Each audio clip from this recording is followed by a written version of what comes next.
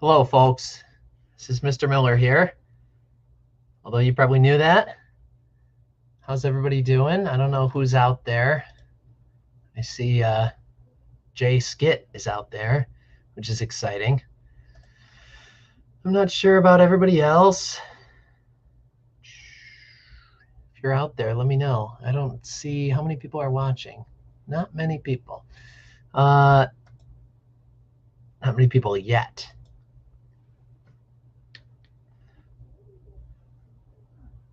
I don't know who's here. I know I'm here. I know Jay Skit is here.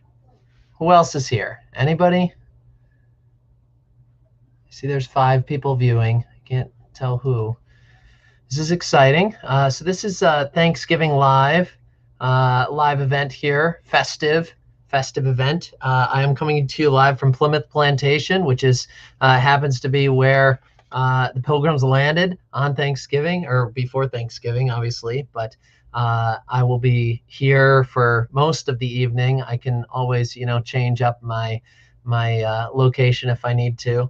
The powers of the 21st century here at work.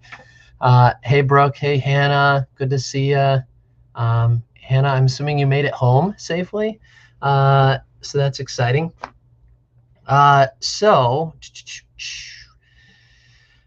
we got a fun, hey, Rachel. Hey, Maddie. We got a fun evening in store here. Got some different things planned.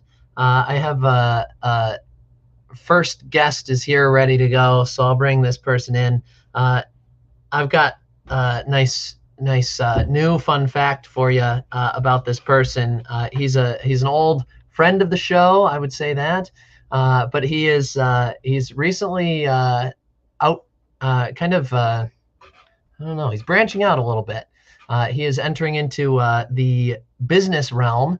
Away from his teaching job, and he has started a company called Ham on the Lamb Active Lifestyle Meats. So we are, of course, talking about none other than Mr. Vossler, who is here joining us live from Wellsville. And he Ham on the Lamb. He's got a branded hat. Yes. Mr. Vossler, would you care to explain what this is that you're talking about here for the viewers at home? So I feel like most people would agree that the sort of the most performance enhancing meat of all the meats is ham. But it doesn't really come in an easily transportable and manageable system. So what I propose is sort of like a cheese stick, but made of ham, a ham stick, if you will, that you can access on the go while you're mountain biking, parasailing, wrestling alligators, all that, piggy goodness and energy that you need for your active, high performance lifestyle. So ham, and the reason the ham on the lamb, it's like if you're running from the law, you're on the lamb. So, yeah, that's another one. If you're trying to escape the law enforcement, right. Not that we're condoning fugitive behavior. However, no, that'd be disgraceful. Right. I mean, you got to have options. Yeah. You got to have options. Even the criminals need to eat too, right? That's right. That's right. We don't judge based on your past decisions. Oh, for sure. We're just worried about making sure that you are adequately fueled with the appropriate meats for your endeavors. For your endeavors, as you said, it is the number one meat if you're talking about like fueling up, Right. So yeah, no, this is, that's a great idea. I think that you're onto something. I know that, when we were talking about this earlier, I think that there's really a vein in the market for this. There's Lunchables, right? Lunchables. Exactly. But Lunchables are, they're not really portable, really. I used to take them. This was always a fun day for me. like the best day out of the year. We had a field trip day right at the end of the year, and so my mom would always get me Lunchable. It was the pizza Lunchables. It was the biggest treat because we never had lunch. I never got Lunchables otherwise. So Lunchables are like good, but they're not really like you can't fit a Lunchable in your pocket. Okay, that's just not True. going to work. I mean, you might be able to, but probably not. We've got a nice show of support here from Emma Janke. Ham on the Ham lamb. on the lamb. Yes. This is great. So no, but you know, like something portable where you can put ham in a I guess a form that's able to be transported easily. Just slip it in your pocket, you know, put it in your bindle if you're really on the lamb. For those of you at home who Inside don't know of what a bindle coat is, pocket, perhaps. yeah, coat pocket. Yeah, for those of you at home who don't know what a bindle is, it's like that stick with the pouch on the end that you like walk if you like leave home. Hobos have bindles. So if you're on the lam, you might have a bindle. I don't know if people still use bindles nowadays, but you could. Seems like there's a market for this. Yeah, I Um, mean, when you think about it, like you said, the real competition is Lunchables, and Lunchables require assembly. And let's be real, the Lunchables does not have enough meat to fuel your lifestyle. right. It's meant for a 5-year-old, not an adult. Yeah, not an adult. Do you think there's like what if they did adult Lunchables? Like I would buy some, I think. Like the same cardboard pizza slab that then you spread the tombstone sauce on, you sprinkle some of that cheese on there, Those thick and chunks then of cheese. yeah, yeah, right. And then the little pepperonis, but you just have more of it. Does it still come with like a Capri Sun Yeah, and then yeah, like yeah. a little chocolate thing? A Nestle Crunch bar. Yeah. Not even anything that anybody wants. A Crunch bar. Uh, yeah. Uh, I think there's some good. I think what would be better, and I think I've already told you about this, was if you had like the incorporation of cheese and ham, and you like weave them together, like. And we were mentioning the Twizzlers, the pull-and peels. You know, Yeah, you exactly. want some cheese, pull it off. You want some ham, pull it off. You know, it's just like ready to go. And you Exactly. have options. You can eat it all at once like sometimes people do with those things, but they're good. Yep, get a little bit of both at the same time. I mean, cheese also source of protein, so This is good. And dairy. important. So like you get two of your food groups on your plate, not the food pyramid Yeah, anymore, but two of your major food groups just in, one simple ready to go snack. yeah. I mean, these are going to be pretty ubiquitous in New York's finer institutions of incarceration. Um, Oh, they're gonna be the new ramen. I was like, yeah, yeah, yeah. Uh, They're the going to trade prison, whatever they have. yeah. Yeah, yeah, the ramen that's now the prison currency that people just have slabs of ramen, stacks of ramen in their prison cells. Isn't that what Abby says? Okay, so this is maybe an interesting question, but I don't know if it's fair. Isn't that what Slim Jims are for, like portable meat? And it sounds like she's shouting because it's all capitals. I can't tell, but I think she's upset. I mean, if you want to put that in your body as opposed to some grade A, Iowa ham, I guess that's on you. But this just goes, we just take the finest parts of the pig, put it in cylindrical or possibly prismatic shape. We're still, focus grouping that, Prismatic. and then, Yeah. yeah, Here's a good I, one. yeah, I feel like I think if we change Minnesota for Wisconsin, I think we're on to something. yeah, Yeah. that's the source of the cheese. Yeah. Right? Yeah, get That's, some Wisconsin cheese in there. Yeah. yeah. Man. I mean, later on, who knows? Use the money to promote sort of food preparation classes that are a thinly veiled front for the production of ham on the lamb, which I can then sell for a vastly reduced cost. Yeah, that's Budget ham on the lamb. but yeah, it's like the yeah, it's like Jowl. the cheap the cheap ham. Yeah. It's good. I like ham. Ham's good. I don't think there's any bad ham, but yeah. Uh yeah, I don't know. Yeah, I think you're onto something. And I like the fact that you got branded merchandise. Is any of that stuff for Yeah. sale? Or is that custom like for now or Well, I mean, we're looking at getting a logo kind of right in here of a ham riding a lamb, of a pig on a lamb. We're working on it. We're working on it. okay. That's good. Willing to outsource that. That's good. Um I'm thinking about, speaking of my own enterprises, my Miller Tree Enterprises, I'm thinking about doing some like merchandise. Like I've already got some merchandise that I've gotten for like my family. So like there's 5 pieces of merchandise that are in existence. They're Limited edition. official. Yeah, right. So it's, I'm really thinking about it. I'm like, okay, I could branch out here. I could get some, start slinging shirts and dad hats and things like that, Yeah, all the Dad. important things in there. Didn't we do did we do Mastermind's dad hats? We did, and I have one for you Excellent. that I need to get you at some point. However, I remember that discussion, but I couldn't remember if it ever materialized. yeah, no, I have one for you that I have sitting on my shelf. But being a Awesome. global pandemic, it's a little hard to get them to you. Yeah. I've got a slogan here. So Jeffrey said, okay, what's the slogan? So here it is: for show, not for sale. Miller Tree Enterprises. That's from Christopher Chapman came up with that. So he's got a lot of say in how things run on a tree farm. So he discovered that. So I got to give him full credit here.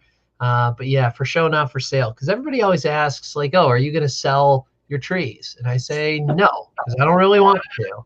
I just like growing them. I give them away, but I don't want to sell them.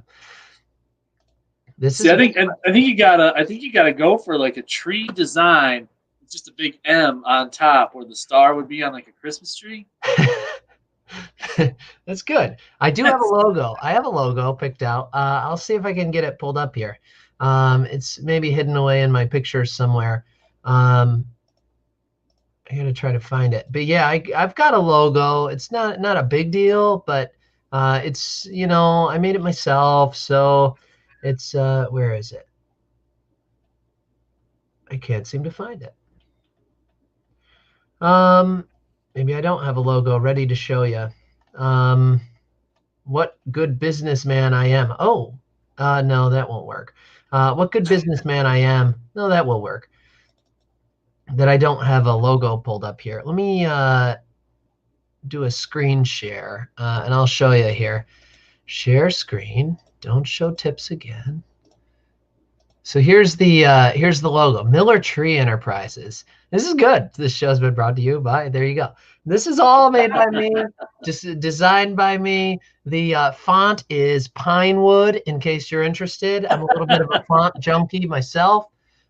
So I like fonts. I like picking proper fonts, correct fonts. For example, just a little pet peeve of mine, I hate when people leave their font as Calibri on Microsoft Word. Like that bothers me to no end. Like on anything, like just leave it as Calibri. It's like that's what shows up automatically. Like no, we will choose a font. Anything, not Comic Sans, but anything beyond Calibri and Comic Sans is fine. So there you go. Yes, Miller Tree Enterprises coming to stores near you. Maybe no stores, but yes, we could do a collaboration.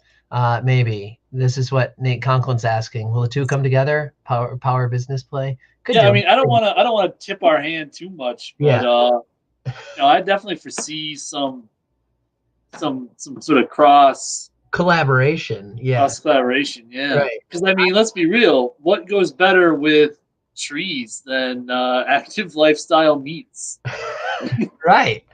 Nothing that I can think of, really. Nothing that I can think of. Yeah. Yeah. So I like thank you, Abby. I like Times New Roman. Fantastic font, classic, simple, That's right. great. You know, Times New Roman. Fantastic. Yeah, it's great. Um, well, so I've got I could sell the tree merchandise in Jennings. Abby says, "Can't you sell tree merchandise in Jennings?" I might be able to. You never know. That'd be awesome.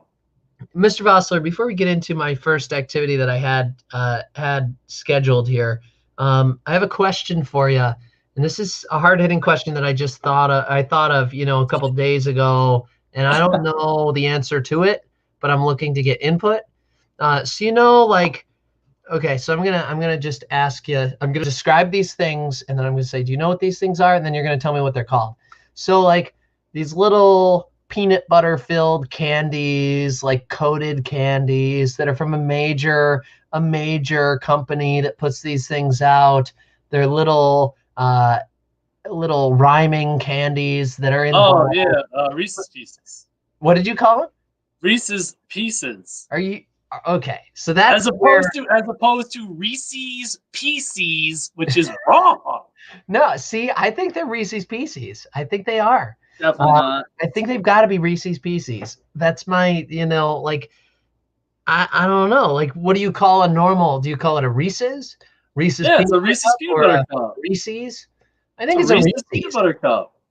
Yeah, but I think it might be a Reese's, This has got to be like, well, I mean, because the guy's name was Reese, so Reese's. Reese's. Because otherwise his name would be Reese, and it wasn't. Yeah, but I think I have gone to Hershey, Pennsylvania, and I took the tram ride. you took the tour.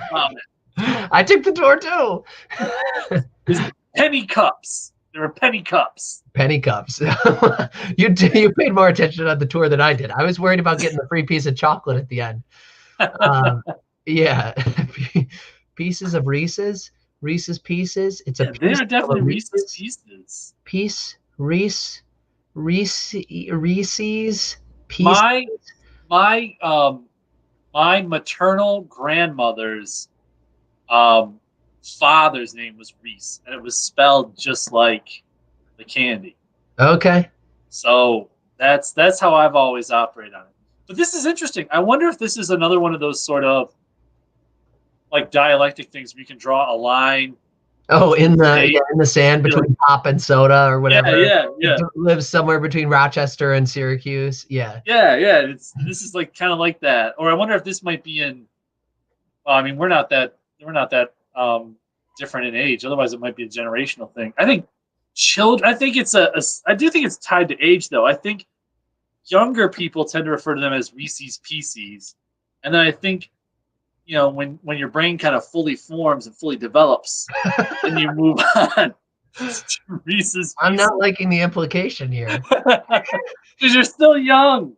I think that I'm past the age where my brain is fully formed. I think that's been, what is that, 25, they say? 25. Yeah, 25, Hey, you don't have to compare yourself to anybody. Yeah, it's different for everybody. Yeah, right. Yeah, I don't know. I just think that maybe that's not right. You never know, but I don't know. I just think that maybe that's not right. Well, I guess before our next guest joins us here, which will happen soon, I have a fun thing that I thought would be, could be enjoyable for the Thanksgiving holiday. I thought it would be fun to do a Thanksgiving Mad Lib, okay? In which case we will allow, whoa, my green screen did weird things there. In which case we will allow people to offer suggestions after I give the word that needs to be, like the part of speech that needs to be given. And Mr. Vossler, you get to choose which one gets picked out of all the comments. Can you see the comments there on the side? Oh, wait. Yes. Okay, so you can see the comments. So that is good. So you can see these as they roll in.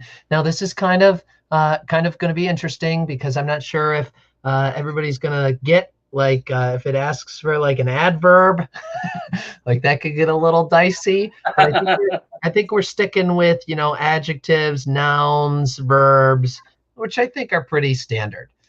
So, Thanksgiving Carol. yeah, Taryn. Actually, funny story. Funny story, Taryn. Funny story. So, my friend and I, we had to do these short. We had to do flip grids for some sort of PD thing at school, and we did a thing where if you would write the script, we would perform it for you. And we kind of took that and said we should do, because it's a challenging year, we would perform a musical selection for holidays. And we got looking at Thanksgiving, and the only song we could find was that Elton John song about like Funky Pilgrim or something like that. And it was not gonna work. That's great. So if you know of any other Thanksgiving songs, Boogie Pilgrim is what it's called. Oh. Yeah, Taryn, if you know of any other. There's a good Thanksgiving song. I found it a couple of years ago. The seniors who just graduated, I don't know if anybody's watching. Hannah might be. I know Ben Langtree would remember it. I don't know who else might. But it's called Thanksgiving Day by this guy named Dr. Singer B. Is his name?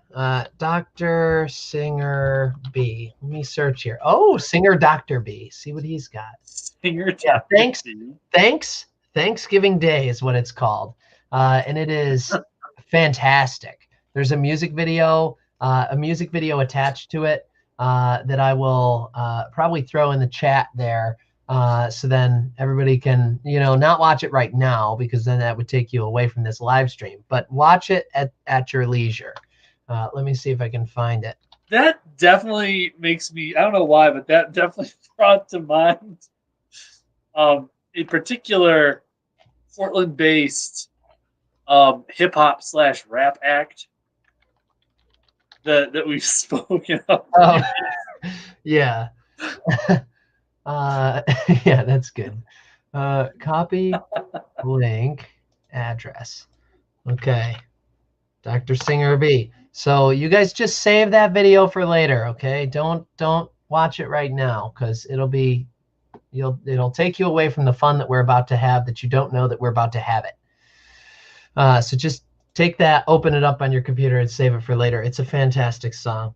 So starting out here, okay, Thanksgiving Mad Libs. This is going to be very historical. We're looking for as is it like the Mayflower Compact? I don't think we're going to get historical accuracy on this one, but we'll see. Okay, so I just give everybody out there, I need a year. So the first thing that I need is a year. So put in the comments a year, and Mr. Vossler will pick a year after a couple years come in on the comments. So pick a year. That is gross. Pick a year. That is very gross. Pick a year. Nobody's picking a year. Stop chatting random things. Play along. Pick a year. I need 1 year. Maybe I'll just have Mr. Vossler pick them all. 1942. We got a year. That's a year. Take it and go with it. We take it. 1942. Okay. I also need an adjective. An adjective. That's a describing word for those of you at home. An adjective. Oh, we got more years coming in. Too late. Years already been picked. Adjective now. A describing word. I don't see any adjectives. I see more years. Oh, that's too bad. I would have really enjoyed 0002. We can change it. We can change if you want. You're the final say on that. I'm definitely down with in the year 2. That's great. I can get out my whiteout and erase. Do you want it? Do you want that? I'll change it. Yes. Okay, 0002. 0002. Okay, we got an adjective hot. We got cattywampus. We got funny. Oh, cattywampus is a good one. I do like cattywampus. Cattywampus is good. Okay. Do you want that one? Yeah, let's do it. Let me try to spell it. Now I've never seen it with an N. I've already seen it with an M. For those of us at home who don't use cattywampus on a normal normal day's trip around the vocabulary. Care to explain what that means, Mr. Vossler? Because I know you know, and I don't know it that well. It's So like, in Allegheny County, we mean it when something is off. okay, Like when something is not right, especially if it's physically not right. Like if it's crooked or something, we'll say it's all cattywampus. yeah. I always grew up saying Huge. jihad. What? Like if you're like if you tuck in your shirt and your pants are a little crooked, oh, you're jihad. I don't know. That's so weird. It's jihad. So I would say, okay, all those things I would call jihad. So cattywampus is Weird. interchangeable for jihad. There you go.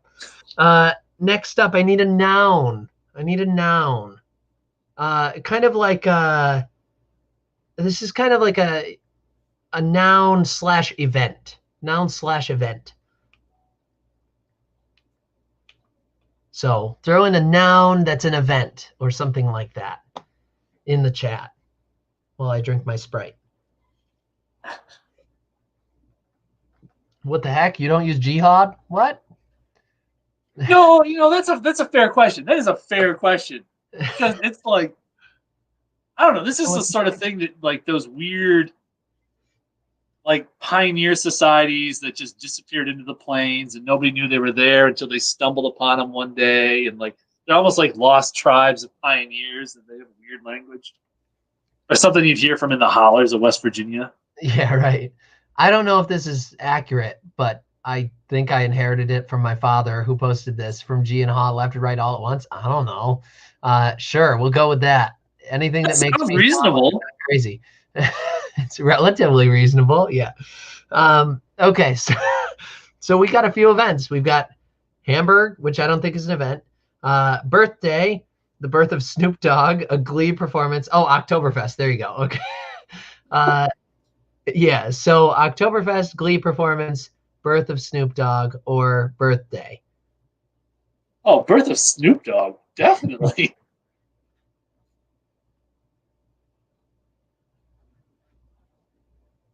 I saw recently a picture of him associating with that gentleman who was riding the skateboard and drinking the juice.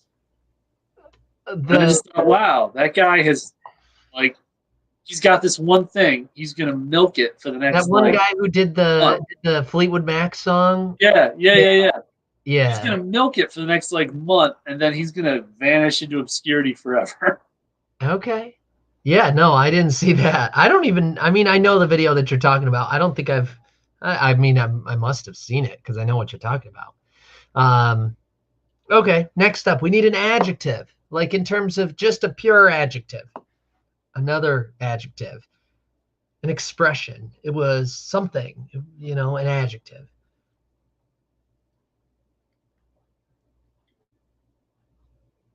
This is taking a long time.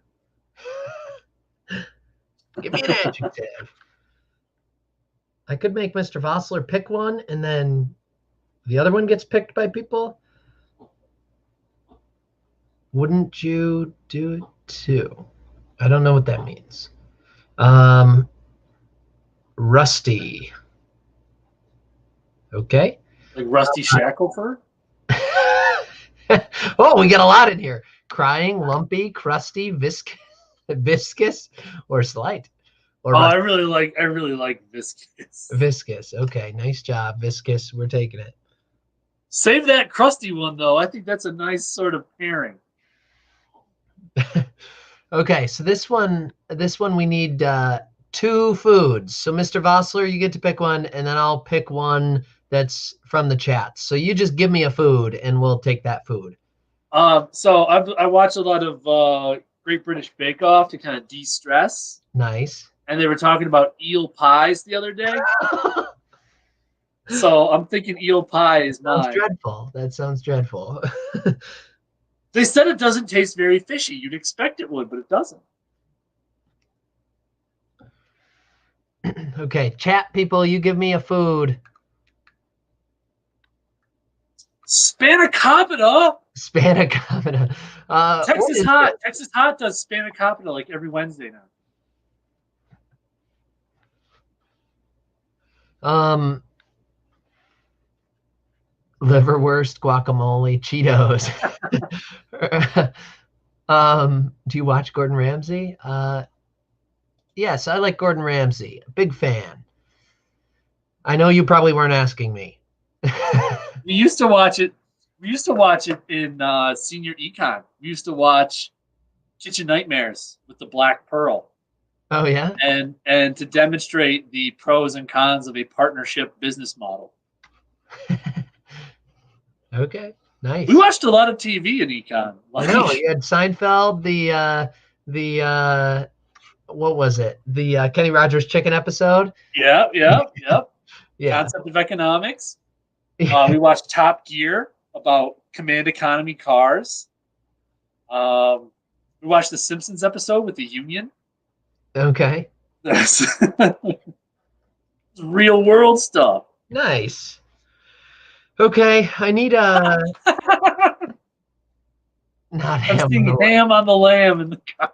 Yeah, right. Okay, people out there, I need a number, another number. And Mr. Vossler, you got to pick a verb past tense, and I got to pick a plural noun. Taryn is like chanting Ham, ham, ham, ham. some sort of like ritual. Yeah, that's To great. summon. I need Defenestrate. Defenestrate. That's gonna be my verb. Defenestrated. defenestrate. Care to explain Yeah, what that means? What's that? Care to explain what that means? He's to go through a window, to be propelled out a window. So I need, okay, I got a number out there. So I need to pick a plural noun.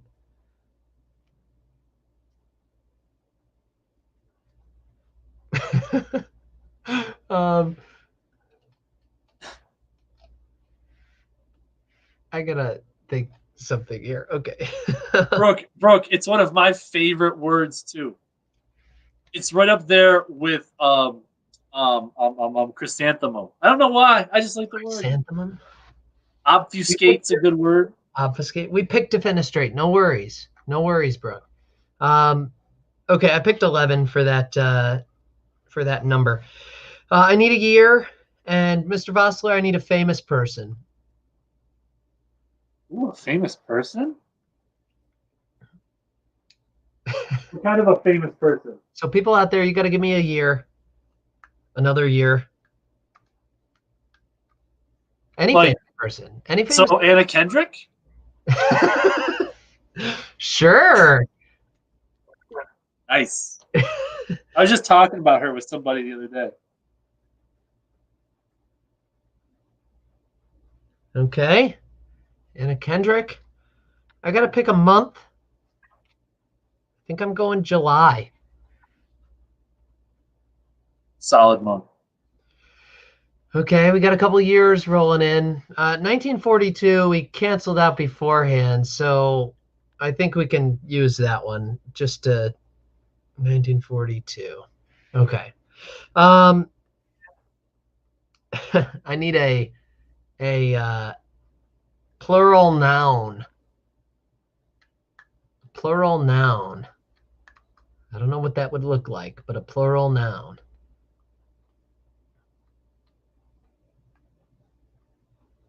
Plural noun. Mr. Vossler, I need from you Okay. just a noun, a plain noun, not plural. Apricot. Okay.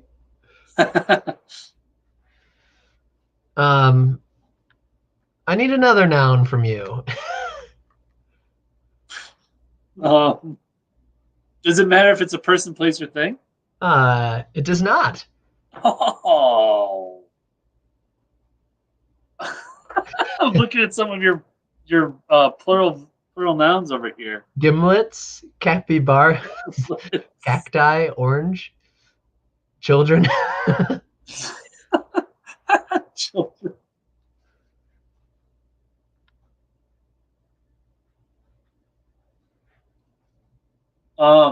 Ooh, taking inspiration from my surroundings. I have a foghorn. So there's my other verb. Okay. You're not gonna believe this. They'll let just anybody buy these. Really? Yeah.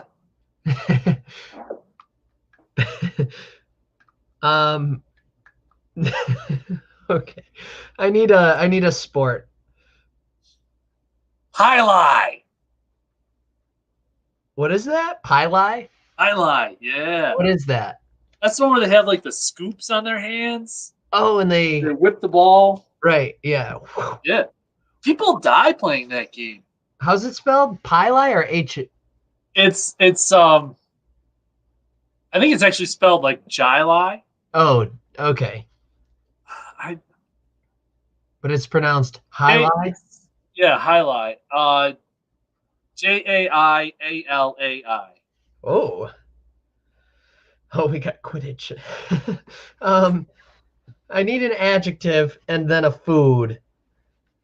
So this is the last one. So let's give people I need you to do two things. We need an adjective and a food in the comments. Evelyn's already said meat sticks, so I see meat sticks. Yeah, meat sticks is there for sure. Highlight. Curling, kite flying. There's good sports. It's in the Olympics, I think. Kite flying. I'm not good at flying kites. I think I've done it successfully one time. Ham on the lamb. Ham on the lamb? Lamb is just one. Lamb is without the B. If we're talking about, we're not talking about the animal, the lamb. We're talking about on the lamb, meaning running from the law, which is just LAM. So ham, HAM, on the lamb, LAM.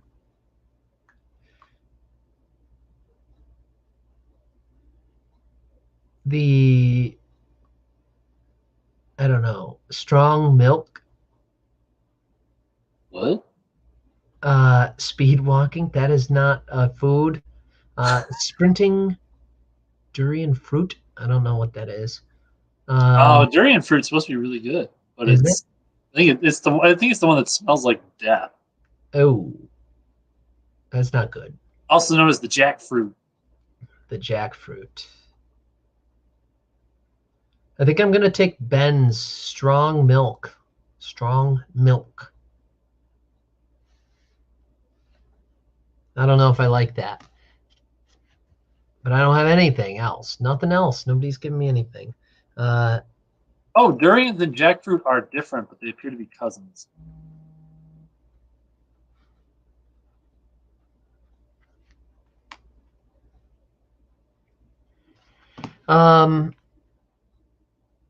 Okay. So now I have filled out my Mad Lib. So now we get to read. Okay, this is a recounting of the first Thanksgiving. So all you people out there, you made this happen. So I'm happy that this is very historically accurate. Okay, the first Thanksgiving was held in the year 2. When the Pilgrims and Indians came together for a cattywampus meal to celebrate their first birth of Snoop Dogg in America. It was viscous. It was viscous! Exclamation point. The Indians, the Native Americans, brought eel pies and Cheetos to the festivities, and the Pilgrims defenestrated ham for everyone. The feast lasted for 11 days. In 1942, President Anna Kendrick declared the fourth Thursday of July as a day of gimlets and capybaras and called it Thanksgiving.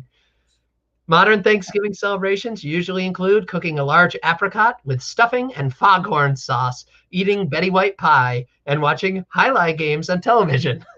I don't know what Betty White pie is, but it sounds interesting. I'm going to assume it's named in honor of her and not named after any particular I sincerely hope so. So watching highlight games on television. My favorite thing about Thanksgiving is the strong milk. What about you? Question mark.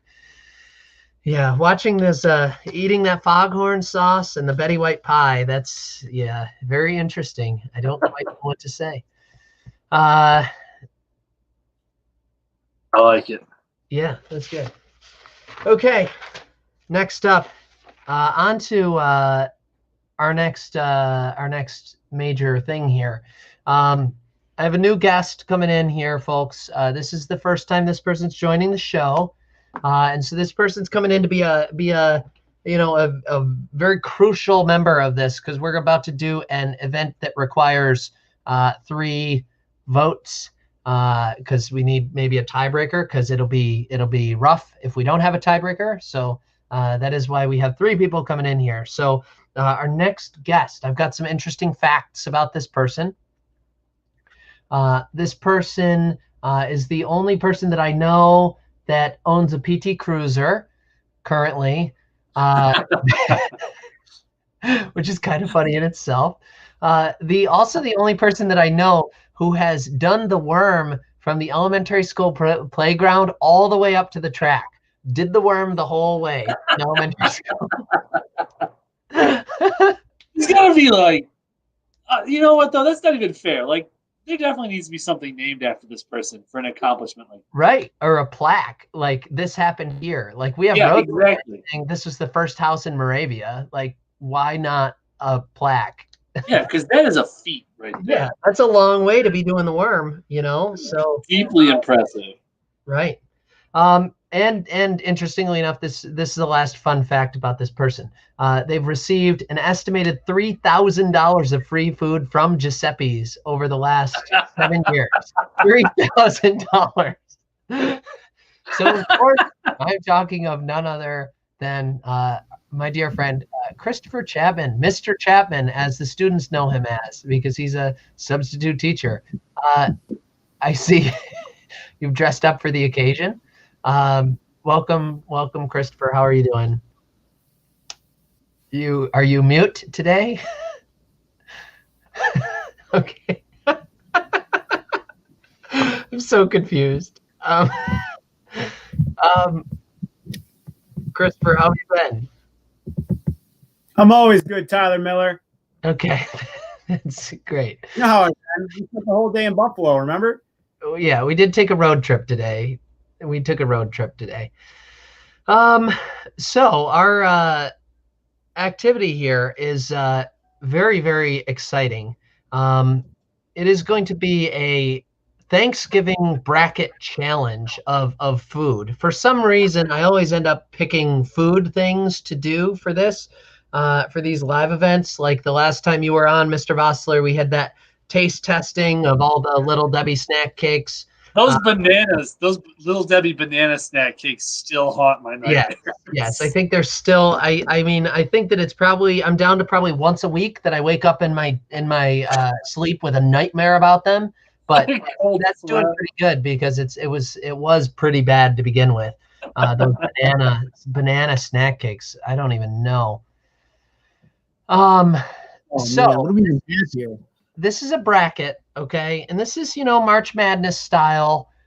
We're gonna go one by one through here, and as we go, I've got below here. I've got these different things that I'll put in the bracket, so then we can kind of keep track of where we're at.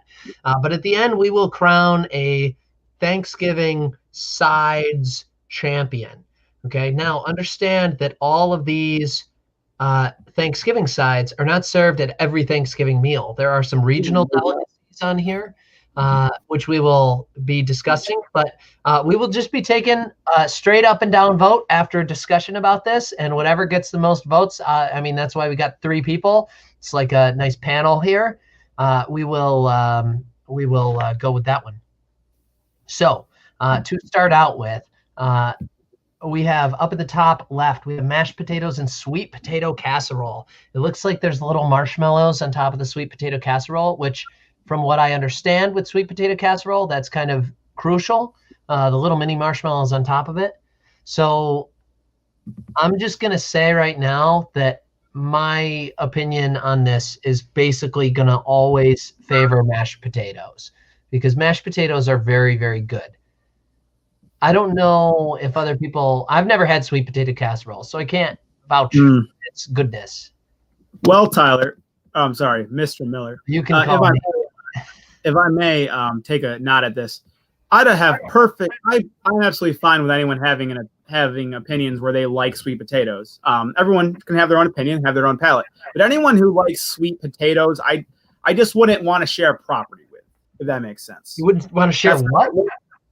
I would not want to share a property with them. I would not trust them near my yard. I would not want to have them be my neighbor. I would not want to see them most days. I would not want to have anything to, I guess, do with them.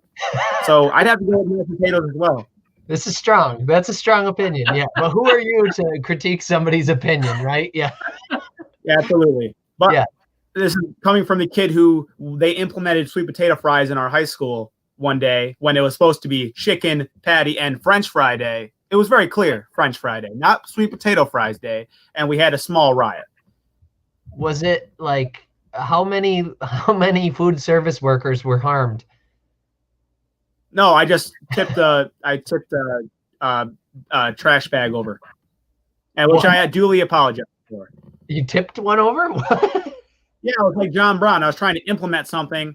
Noble cause, horrible execution. Noble cause. So my boss would have to go with mashed potatoes. Horrible execution. Can I have an amen? So, Mr. Vossler, any thoughts on that? I mean, amen. Thank you. All right. We have sweet potato casserole every year, and every year I tell myself that this is the year I'm going to like it, and every year I am crushingly disappointed. I understand, I understand people can do amazing things with sweet potatoes, but I got to go mashed on this one. Mashed regular potatoes. Mashed all the way. It looks like. Mashed all the way. Let me zoom up there. Yeah, I mean, mashed potatoes. Not involved at all? Say it again. The kids don't get to vote. It's just you. No, it's just us. they don't get a say in this. No, no say at all. Oh, so it's not how we run things on Plymouth Plantation here. We have an oligarchy of sorts, more of a theocracy, and we are the few. We're the landowners. Think about it that way. We're the landowners. Worked out great for them. Yeah, it did. Yeah.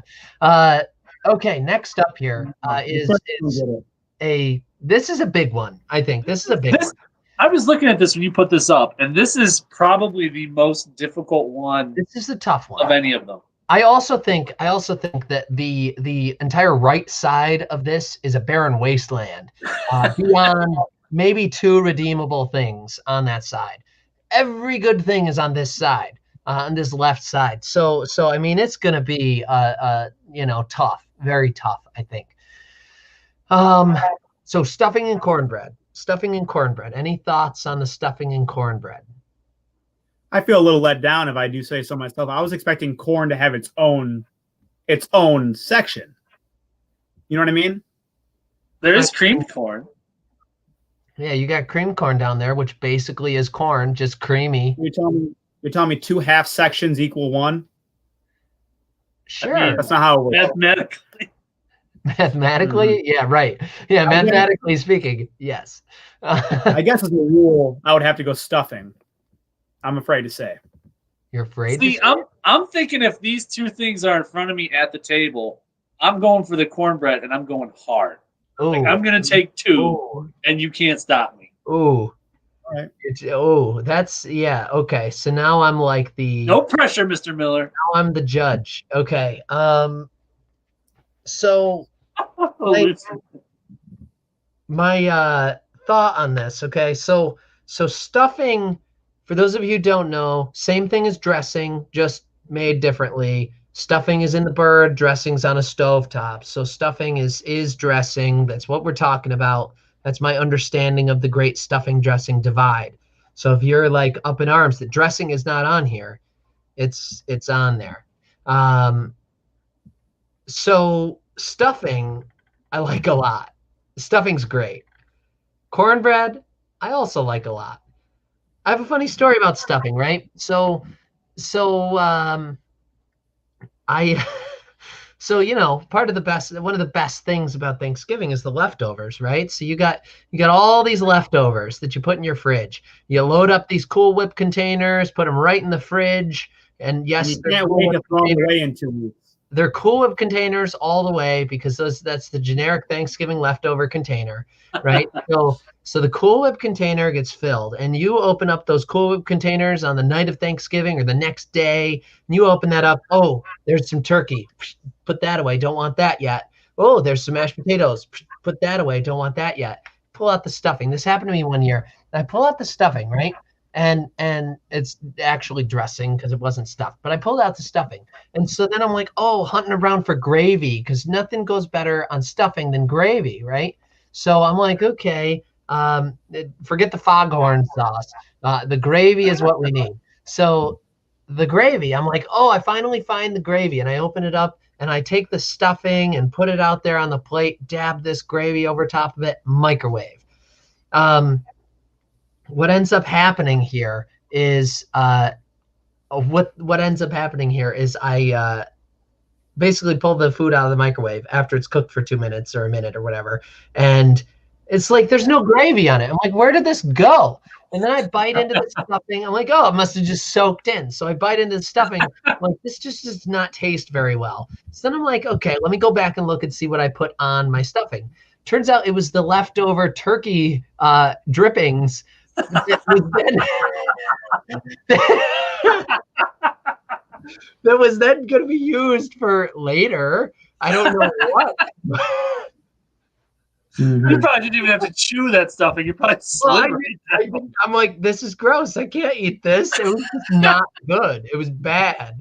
So I'm like, oh. Tyler, sidebar here. There's no such thing as a sidebar. Question. Did you just pull a denim-wearing dad and answer a simple question with a long story?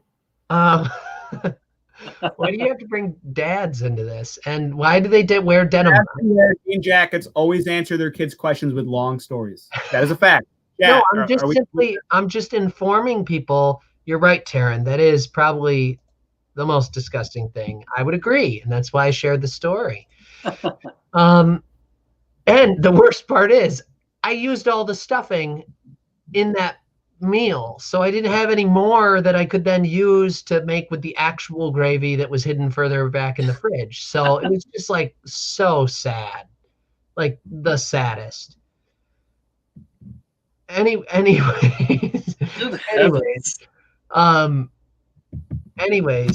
I think that cornbread.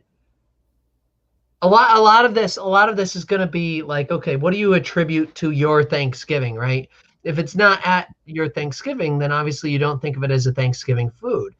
So I got to say, cornbread I've never had at Thanksgiving personally. You're missing out. I think I got to go stuffing on this one. This is disappointing. But I can understand that.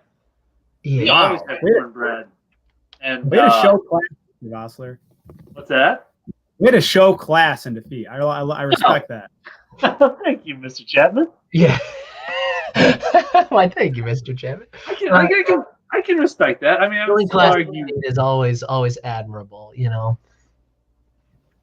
I mean, I think this next one, there's really no. This debate. next one is hot.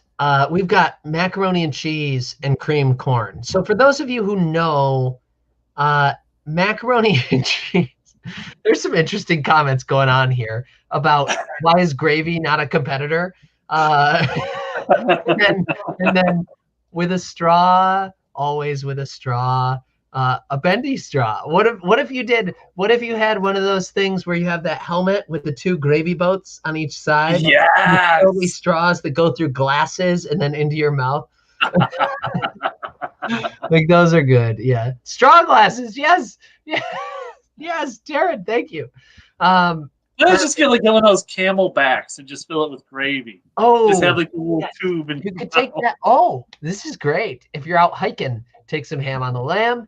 Take the gravy pack. So actually, I learned this. This is interesting. Ketchup technically, by definition, because of all the sugar that's in it, it's really more of a sports drink or soda than a condiment. The fact that you refer to it as a sports drink. Well, the reason, and the only reason it doesn't count as a soda and counts as a sports drink is because of the, the origin of the primary ingredient. Okay. And it's not carbonated. So really, like, ketchup is a sports drink. Gotta love those. Refuel, replenish, refuel, recharge, or whatever it is, right? Yeah. Could you imagine? It's funny you bring up soda, Mr. Vossler. And Tyler, I ask you, is it maybe time we can earn a sponsor? Maybe pay the sponsors, earn that sponsor money? I don't have a sponsor out there. Do you like to drink soda but can't afford any of it, so you have to buy the dollar store brands? May I introduce you to Dr. Polar?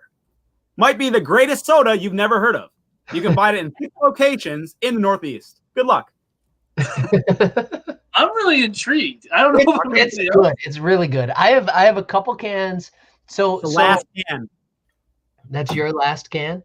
Yeah. So I was given this soda from some of my relatives. They live in Connecticut, and they found this Dr. Pepper knockoff. But Polar's a New England thing, and Polar usually is just seltzer or like sparkling, whatever. And so they found this Dr. Pepper fake Dr. Polar. It's not really fake. It's different. It's totally different. Doesn't taste exactly the same. It's very noticeable, but it's good. I like it. Maybe with not the trademark Coca-Cola, but it's good. Polar Bear. So Dr. Polar is what it's called, and you can't find it hardly nowhere around here, but in New England you can. So Dr. Polar, that was a great ad. Maybe the more that we get advertisements in for Dr. Polar, maybe they'll branch out into our area more, and I would be very happy about that. Every great once in a while. I had this soda when I was in Los Angeles. It's called Guarana Antarctica, and it's like 7-Up. It's like the holiday 7-Up times 1,000,000. It's got a very strong fruit flavor to it, and it is so good, but it is ridiculously expensive. I think like you can get a 12-pack, but it's like $30. Really? But like if you go to a place, if you go somewhere that has like a significant Brazilian community, you might be able to actually buy it. Oh, and yeah, it is stock it. Yeah. So good. But the cans are non-recyclable. So I was carrying around like a dozen of these cans. Deal breaker. Didn't know what to do with them. You got to pass them off at a bottle can place that just don't look twice. Them. I like to. Well, I would like take them and I would go to like the Tops in Cortland where it has the return machines. Yeah. And I would just set them on top. Oh. And I would only take like 1 or 2 at a time, and you just set them up there because somebody's gonna come in and be like, "Yes, free cans," and take them. Yeah. And then deny. Right. No can for you. Yeah. And then whatever they do with it after that point is totally up to them. Yeah, it's on their conscience at that point. Okay.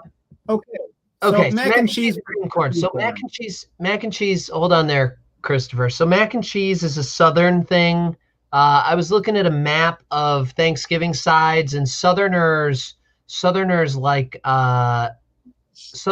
mac and cheese. Like it's very, very, very common down there for mac and cheese to be their favorite Thanksgiving side, which is interesting. I'd never heard of this before. Didn't seem like a thing that would be happening, but I kind of enjoy it. So mac and cheese or cream corn? Cream corn, by definition, is the grossest thing I've ever heard of. So it's going to be mac and cheese every time.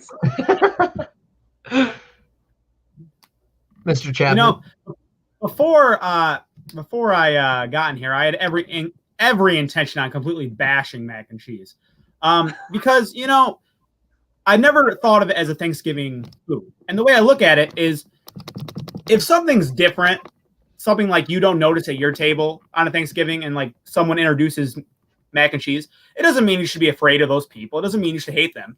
It means you should be angry at them. How dare they be different? What? Is my way of life not good enough for you?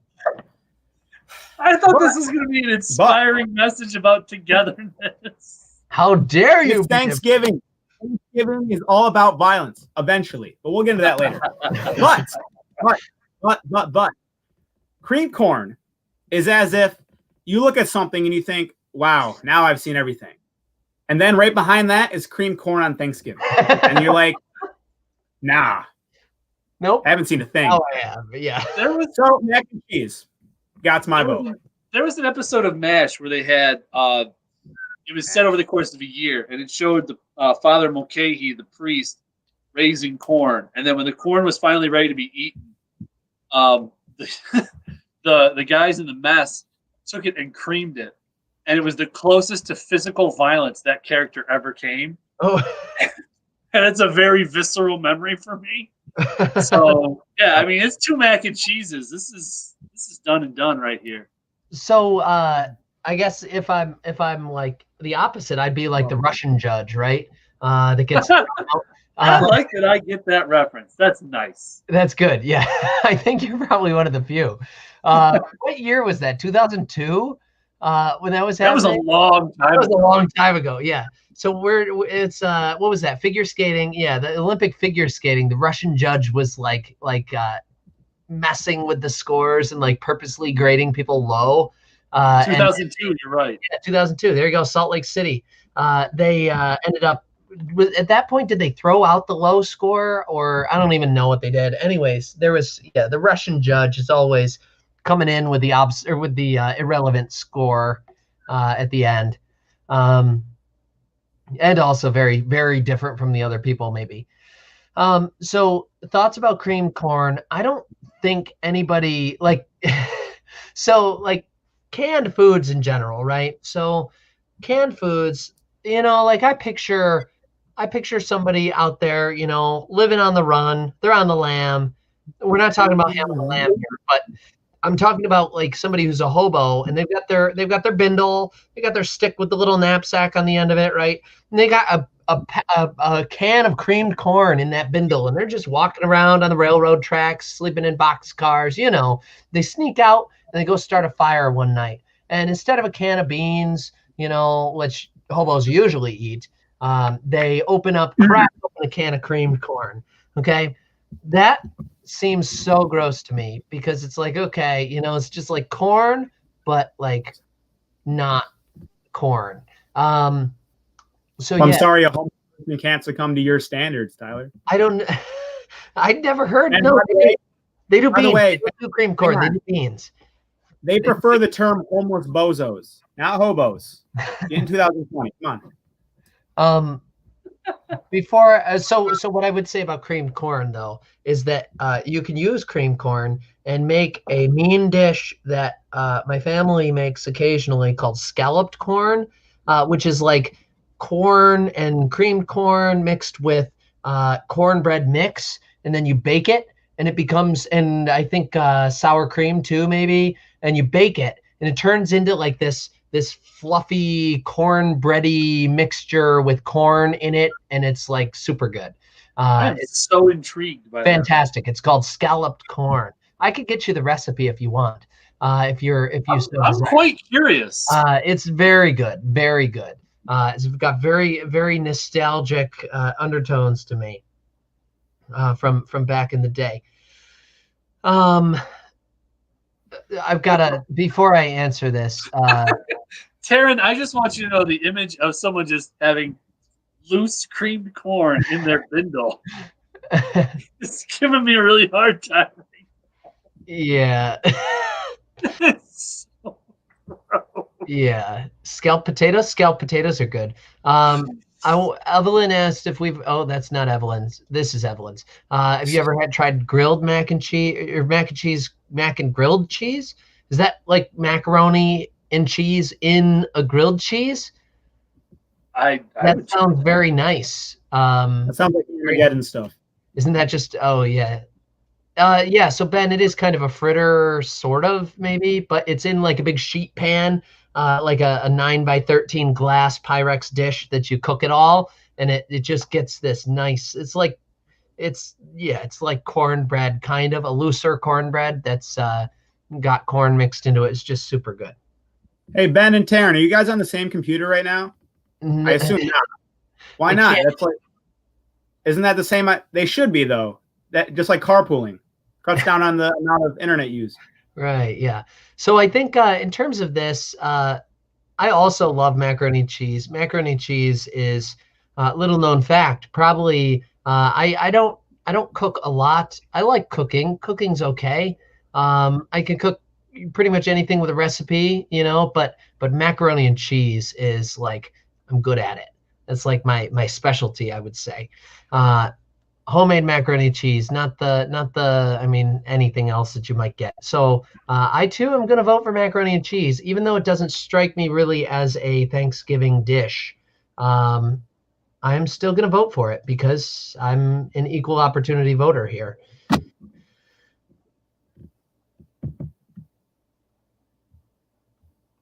Okay, next up, last one on this side, and then these conversations might get interesting. Green bean casserole or roasted squash? Green bean casserole or roasted squash? I think I will go first on this one. So I like squash. Squash is okay. Green bean casserole, though, is good. Green bean casserole's fantastic. So I think I'm voting for that one. I'm not a squash person. I'm just not. So I'm a green bean casserole person here as well. So you like racquetball more, Mr. Vossler? Absolutely. More of a racquetball person. I see. I gotta say, I've never tried either or at Thanksgiving. But hey, if people can hate someone for never even knowing them or meeting them, who's to say I can't judge food for never eating it? Another lesson out there, kids. So I'm going to go with roasted squash just because it feels like it needs a little bit of help. It sounds like it's a pity vote, but that's okay, I guess. Fun fact. So, Mr. Vossler, I put in a garden this summer, and I did some. I did it in a garden. Oh yes, Mr. Chapman helped me put in the garden, but it was still kind of me who was doing all the work. However, it was a Three Sisters garden, keeping in tradition with our Iroquois roots in our area. So I had corn beans and squash, and the squash wasn't a winter squash; it was a summer squash. And I grew. I've got my tally here of how many squash I picked from my garden. I grew, I think, 107 or something like that squash this summer. I think I ate squash for probably the month of August for probably at least 3/5 of every meal. At least 60% of the meals was squash in some variety. That would not work for me. Basically just not breakfast and the occasional time when I didn't eat it. But yeah, 3/5. Just a lot of squash. But I lived to tell the tale and I liked it a lot. So it was great. But yes, I'm a squash fan in general. But yeah, the green bean casserole here for Thanksgiving, it's just kind of, what are we doing here? What are we talking about? When you planted your garden, did you plant them in separate sections or did you just plant them all together? I planted them all together. So I had kind of foot radius circles where I had corn in 4 spots and then beans in the other spots around this circle, because the beans are pole beans, so they climb up on the corn. Yeah, the corn grows. And it's important to plant them at the right time, because otherwise the beans get too tall before, and they kill the corn basically. And then the squash was in between, kind of between those little foot pods. So yeah, it was my first time trying it, and it worked pretty well. It wasn't a traditional Three Sisters though, because we didn't put the fish underneath the seeds. Yeah, we did not get killed any dead fish and put them under the soil. We also did not plant in sand, which also would be a problem that they encountered at Plymouth Plantation, where I am at currently. So that was an issue, but I did not have that issue here. Okay.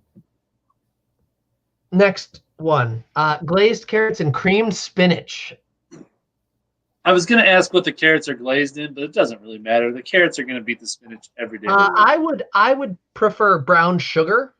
My grandma makes a mean carrots in brown sugar. So we do maple glazed carrots. Ooh. And they usually aren't leftovers. Yeah, they're good. Yeah. That's good. Yeah, that's really good. I too would pick the glazed carrots. I don't think it matters. That could go up against almost anything on this thing, and I think I would pick glazed carrots, especially over creamed spinach. Like, okay, like go for it. Different strokes for different folks, but creamed spinach just doesn't really wet my whistle, you know. Mr. Chapman, what do you think? Yeah, I'd like to disown both options and implement my own. Yeah, that's not an option. A kind of food that we all know is a Thanksgiving food. You all know what I'm talking about. We don't give it credit, but we know it is. Hold on. Cheese. Cheese. Only a 4.5 ounce bag. Cheese. If you want to afford cheese, if you can only afford to shop at the dollar store, cheese it. 4.5 ounces. Are you like? I know that the first one, you're not sponsored by Dr. Polar. Are you legitimately sponsored by Cheez-Its? I keep sending them my letters, but they don't respond. Okay, so you want to be. Yeah. Yeah, okay. This would, Eli, this is a place where gravy might fit in. Or no, gravy, there's room for gravy in other ones. Okay. There's some other ones in here that I don't know are great options.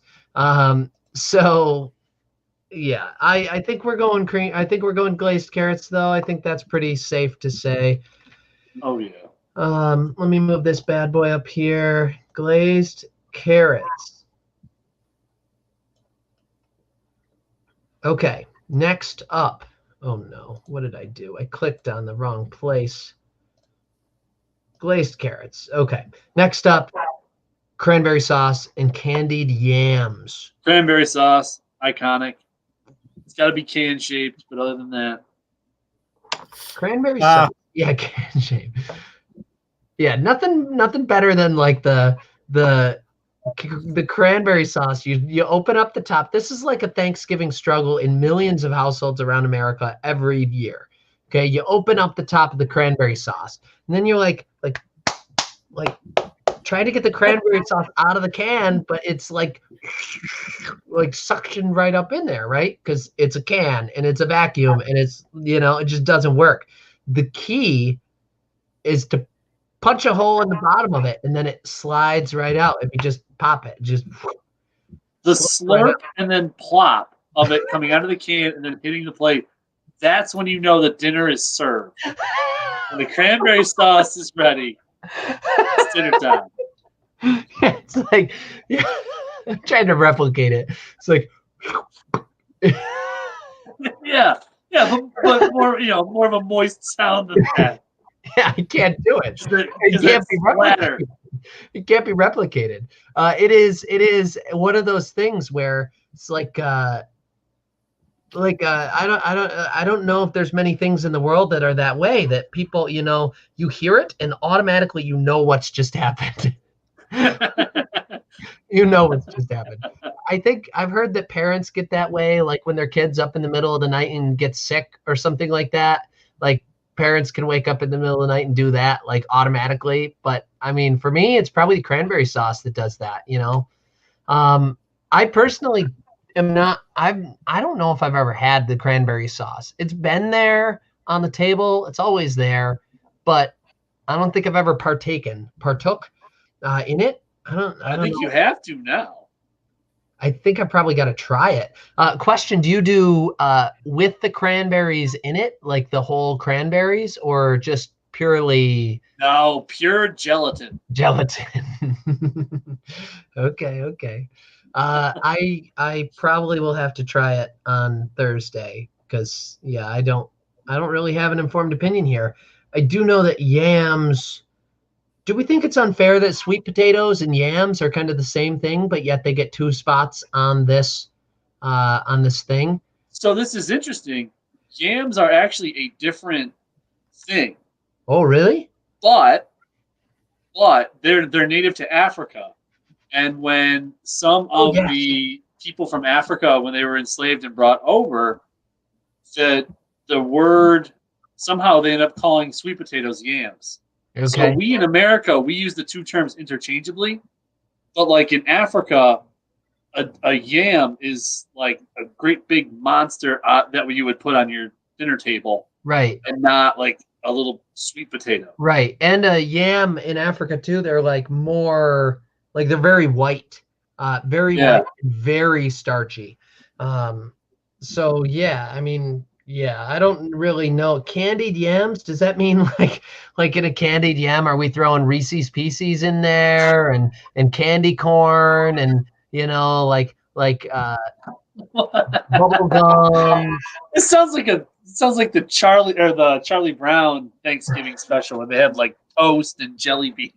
Yeah, right. Jelly beans. Yeah, right. Like what's going in these candied yams? Like what makes them candied? That's what I want to know. But don't forget, Mr. Vossler, the whole purpose was that they were together. It didn't matter what Charlie Brown made. True. Even though it was toast. Message of togetherness. Yeah, right. I think, I mean, I don't really have an informed opinion here. I'm going to go cranberry sauce just because it's more traditional. I, too, would have to go with cranberry sauce, only because I have a implemented bias towards cranberry sauce. I think Tyler knows why. I don't. One of my lifelong dreams is to walk in a cranberry bog. Yeah. Cranberry bog, like those Ocean Spray guys in the commercials. Yeah. Ocean Spray. Yeah. Mm-hmm. Yeah. Do you think those guys have like pool floaties that they just hang out in that bog? I bet those guys aren't real farmers. I bet they're just like hired actors. Well, I read somewhere that I guess like one cranberry farmer, they used to use spiders as pest control. Nope. And they said that the bog workers would freak out because when they flood the bogs to harvest the cranberries, the spiders, they just climb up. And then when the person comes around to kind of like gather up the cranberries, the spiders would jump on the people and they'd just be attacked by like dozens of spiders. That's bad. That's really bad. I don't like that. They not tell them what to expect before going in? I don't like that a lot. I don't like that. They would ask them, like, do you have a problem with spiders? And they'd be like, no. And then suddenly they found out that they had a problem with spiders. I don't like that at all. You have this like haunted look on your face right now. I feel bad. Yeah, I don't like it. I don't like that at all. I do know that cranberry bogs aren't flooded all the time. Like the cranberries grow and then they flood the bogs so they can harvest them, correct? Is that right? Yep. So they're not flooded forever, but I mean, that'd be a nice custom thing, have like a floodable backyard so you can like have a pool when you want to. I don't think the people on Keeler Avenue agree with that. What? I don't think the people on Keeler Avenue agree with that. A floodable backyard. That's not good. Yeah. Yes, I apologize. I tip my hat to those people for trooping it out over there. Okay. Brussels sprouts and collard greens. Brussels sprouts and collard greens. Brussels sprouts. Especially if they're made with bacon. Like my mom makes them with bacon. Oh, so good. I've not had too many Brussels sprouts in my life, but they're okay. They're okay. They're definitely not at the bottom of the fruit or the bottom of the vegetable list. That would be held for asparagus. Oh no, asparagus is a delight. I dislike asparagus. It's just too tough. Just chewy.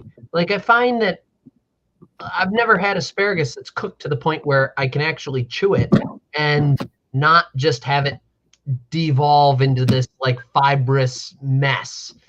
Like I'm like, That's part of the fun. Yeah.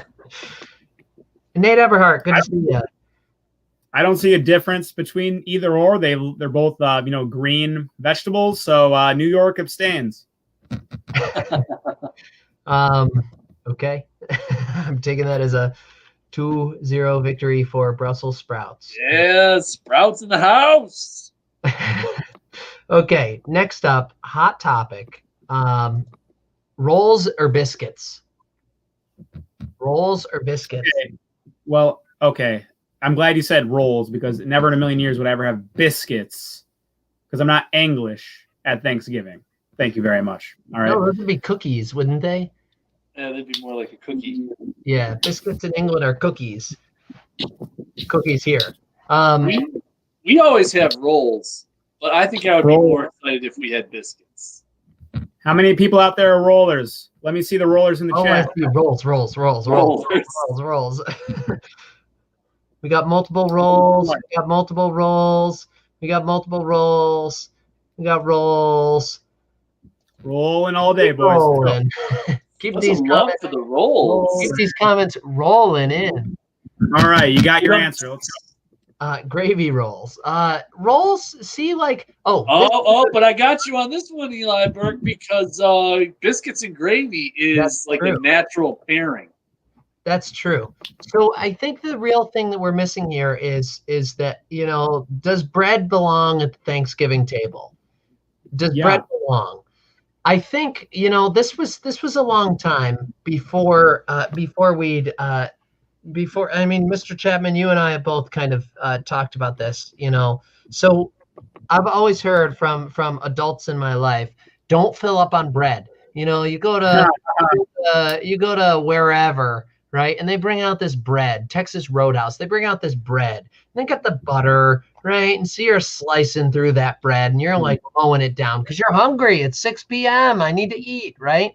That's at least what's going on in my head. So I'm like, oh, bread. And then I fill up on bread. And then I get my steak or whatever I've ordered. If it's Texas Roadhouse, it'd probably be a steak. But anywhere, really, you don't have enough room to eat the steak. So you fill up on bread. But what we've realized, and Christopher and I have come up with a slogan, you know, they say, don't fill up on bread. We say, always fill up on bread. Always.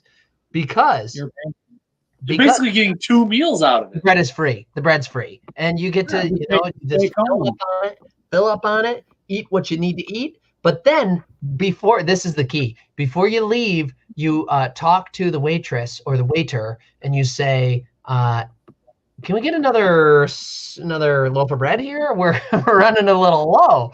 Can we get a refill on the bread? And they'll always refill your bread. And then you just take that home with you too. And so you always fill up on bread because even though your parents don't tell you not to, like they're just trying to fill up on bread and then it's more bread for them. And then they have leftovers at home the next day. So 2 things, Tyler. Yes. We cannot exclude bread from this bracket because we already did with cornbread, if you don't remember. And Thanksgiving is not a time to exclude people. Not yet, anyway. Okay? Not yet. And three, yeah, you know how history actually is. But listen, and 3, how was Jean Valjean arrested for stealing bread, even though it's free at every single restaurant I've ever been to? we discussed this. This is the real things we need to talk about, folks. That's true. Yeah. Yeah. So Jean Valjean from Les Miserables. Yeah. How does he get arrested for stealing bread? Like, I mean, yeah, Olive Garden, unlimited breadsticks, right? From Olive Garden. Like they've got to just have extras at the end of the day, you know? Oh, yeah. Or do they just have do they have a job where it's one person just to keep pushing through these breadsticks, you know? We need more breadsticks. Yeah, what else is new? You know, just keep mowing through these breadsticks and keep putting them down, you know, dropping breadsticks. We're dropping breadsticks, you know. That does pose an interesting question. I wonder how those breadsticks are prepared. Right. Like they can't have somebody baking breadsticks all day. Like, I don't know what they do. I don't don't probably want to know what they do. But those breadsticks come out of the kitchen. They're hot, they're warm, they're fluffy. But are there extras at the end of the day? There probably are. And what do they do with that? As a person who's a rather professional at taking things at the end of the day, that at Giuseppe's, right? They throw them away, Tyler. Freebies. What's that? They throw them away. And They very throw sad. away. Right. Probably come frozen, Abby says. Yeah, probably that's true. That makes Moment sense. moment of silence for all the thrown away bread.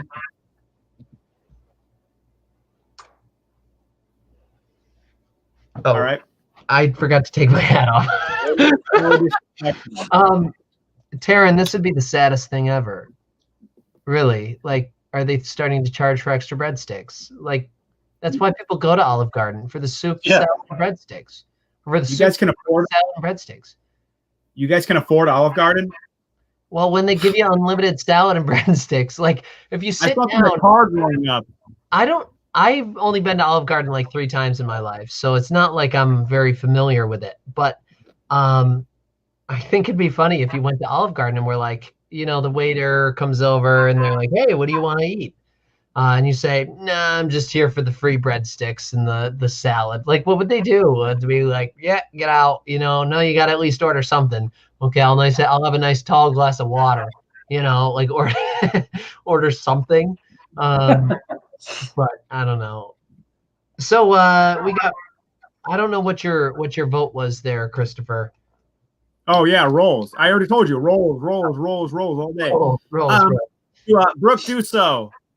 Throwing away bread is a much needed substance in this world, so do not feel bad. Oh, all right. I'm not up to date on my bread prices.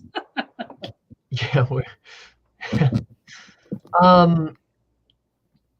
So yeah, I mean, I'll go rolls too, because rolls are classic. I mean, biscuits I could be down for biscuits. Biscuits are okay. Rolls are, I don't know, they're just rolls. But like I said, I don't usually fill up on them, but I've gotten to the point now recently where now I'm starting to think about it. Okay, we're into the Elite 8 here, and things will go quicker now that we've discussed everything at least once here. So starting out with mashed potatoes and stuffing. This is a heavy hitter. This is a big matchup right now. So you say stuffing, Mr. Gotta say stuffing. Dang. Okay, this is kind of awkward, but I've never actually had anything else on this entire list except stuffing and mashed potatoes at Thanksgiving. That's so. I feel bad. I feel bad arguing which one's better. Both one in one cheek, one in the other, and heaven. One before you make your decision here. So like with mashed potatoes, I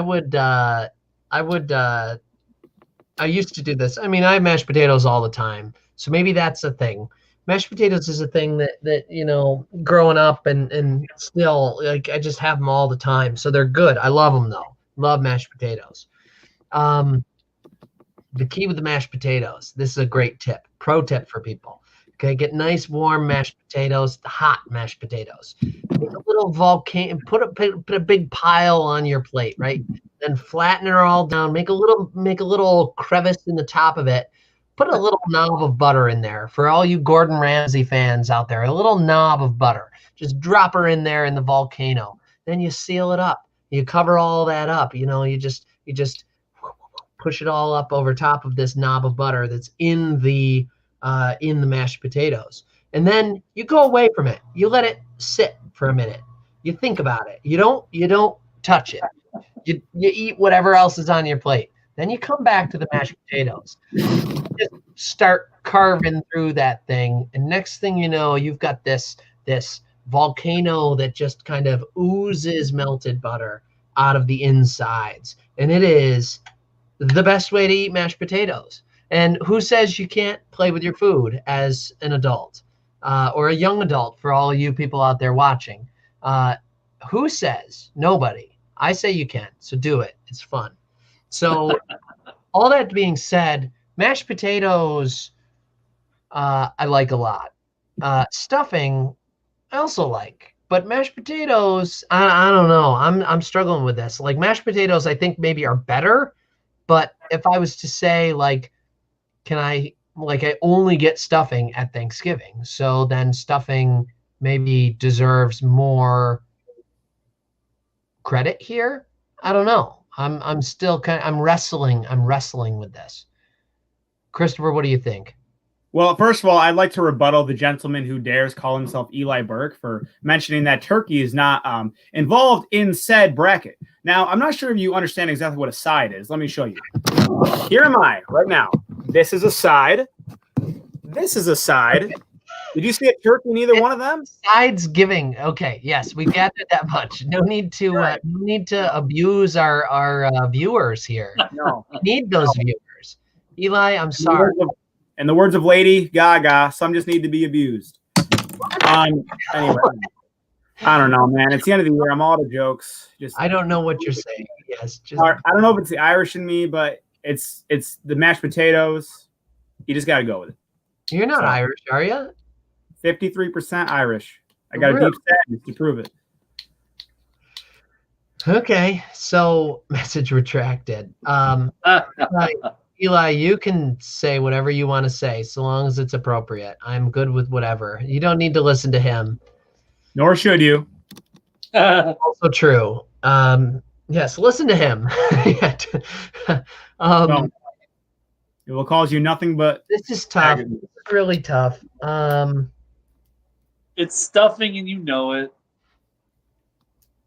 Stuffing. Yep, there it is. Whoa, wait, Vossler, what did you pick? I picked stuffing. Oh, what? Oh, man. All right. All right, fair enough.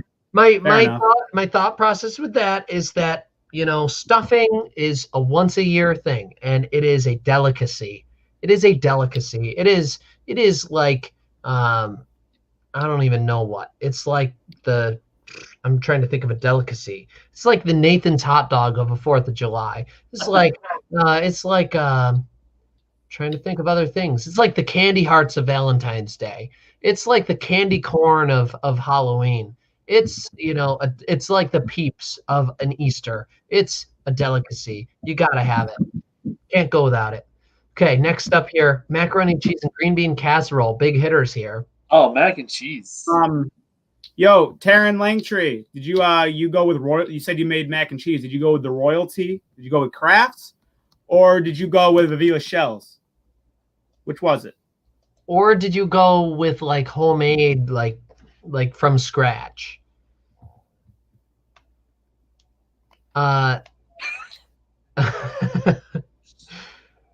Yeah, stuffing. Yeah, might as well just eat the turkey organs. Yeah, no, those it's called using every part of the animal, Taryn. Those get taken out. But yes, we here at Plymouth Plantation like to use all the resources available to us, and those include every piece of the turkey. Christopher, what are your thoughts on mac and cheese versus green bean casserole? Oh, Annie's gluten-free. Good stuff. Man, I didn't think. Are we? Oh my gosh, that's funny. I was gonna rip mac and cheese this whole time. It's gonna make it to the final four. I gotta go mac and cheese. You're picking mac and cheese.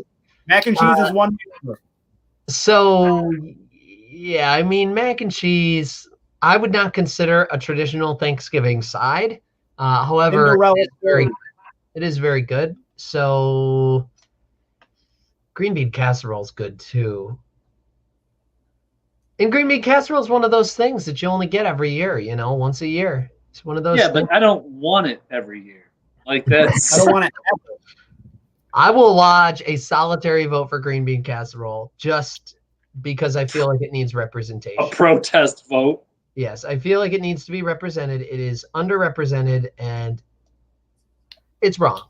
Just need to, say, it's wrong. Needs to have fair representation. Evelyn, I'm getting some sarcasm here. I'm picking up hints of sarcasm. Not sure. Hey, not Tyler, sure don't that's take the intention, but yeah, that's what I'm getting. Glazed carrots or cranberry sauce? Any thoughts on that one? Cranberry sauce. I think we all know where this is going. I think we all know it's going to be cranberry sauce. Spiders forever. I'm a glazed carrots fan. I would take glazed carrots all the way to the finals. I would take glazed carrots all the way. So they are without a doubt delicious. However, I'm going to use the same argument you just used about stuffing, in that cranberry sauce is really only a Thanksgiving thing. Some people have it at Christmas, but I mean, it's not just something you have of a Tuesday. Do you think that you could go to the store and buy cranberry sauce in June? You can. They're gonna have like 2 cans of it, but you can. Why can't you just buy more Thanksgiving and then like this is a good thing, okay? So we were talking about like Lunchables, right? Lunchables. Give your kid Lunchables for a field trip, right? I think the real victory is when mom sends you with a can of cranberry sauce, and a spoon. And you just crack her open, one of those easy open tabs, just pop her open, throw the can, but pick it up later because we don't want to litter. Get that spoon out and, just start eating it. Lunchables. If you want your kid to get their lunch stolen, Lunchables.